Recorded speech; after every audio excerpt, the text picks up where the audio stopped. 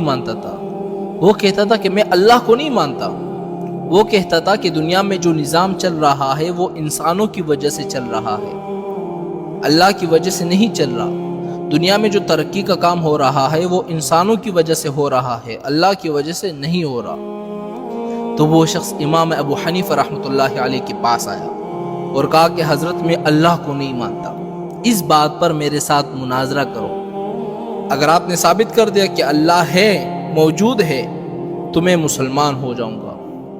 تو انہوں نے ٹائم رکھا کہ کل 10 بجے ہمارا اس بات پر مناظرہ ہوگا۔ تو امام ابو حنیفہ رحمۃ اللہ علیہ نے کہا ٹھیک ہے۔ تو جب صبح ہو گئی تو وہ شخص فکس 10 بجے اس مقام پر پہنچ گیا جہاں پر مناظرہ ہونا تھا، لیکن امام ابو حنیفہ رحمۃ اللہ علیہ نے آنے میں تھوڑی سی دیر کر دی۔ مثال کے طور پر 10 بجے پہنچنا تھا، وہ امام ابو حنیفہ رحمۃ اللہ علیہ 12 بجے پہنچے جان بوجھ کر۔ تو وہ شخص نعرے بازیاں لگانے لگا کہ دیکھو جس کو تم نے اپنا امام بنایا ہوا ہے وہ تو میرے ڈر کے مارے بھاگ گیا، ابھی تک نہیں آیا مناظرے کے لیے۔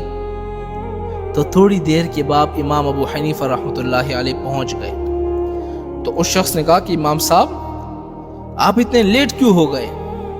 تو امام ابو حنیفہ رحمۃ اللہ علیہ نے کہا کہ میری بات سنو، کہ جس جگہ سے میں آتا ہوں یہاں تک راستے میں ایک دریا پڑتی ہے، تو جب میں دریا کے پاس پہنچا میں نے وہاں دیکھا کہ ساری کشتیاں جا چکی ہے، اب میں یہاں پر کیسے پہنچتا؟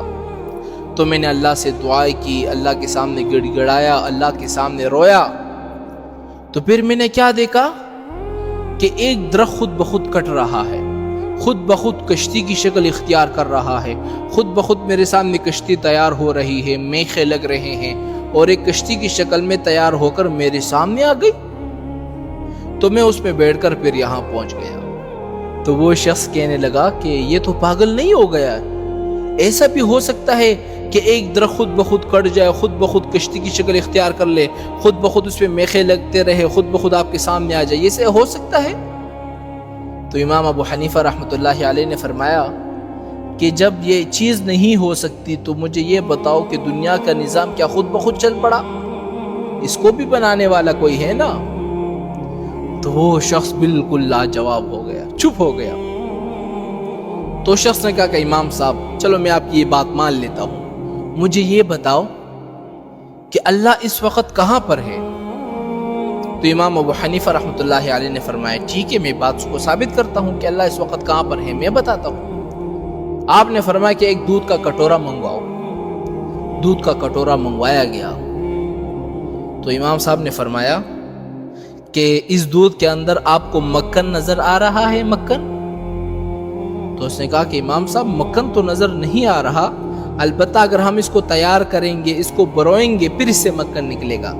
امام صاحب نے کہا نہیں مجھے مکھن دکھاؤ، اس دودھ کے اندر مکھن ہے کہاں پر؟ تو شخص نے کہا کہ مکھن تو ہے نہیں، لیکن جب اس کو تیار کیا جائے گا تب مکھن نکلے گا، مکھن اسی دودھ سے نکلتا ہے نا میرے بھائیوں۔ تو امام صاحب نے کہا کہ نہیں مجھے مکھن دکھاؤ۔ اس نے کہا مکھن تو فی الحال نظر نہیں آ رہا۔ تو امام صاحب نے فرمایا کہ جب تم اس مجازی چیز کو نہیں دیکھ سکتے تو تم اس حقیقی خدا کو کیسے دیکھ پاؤ گے؟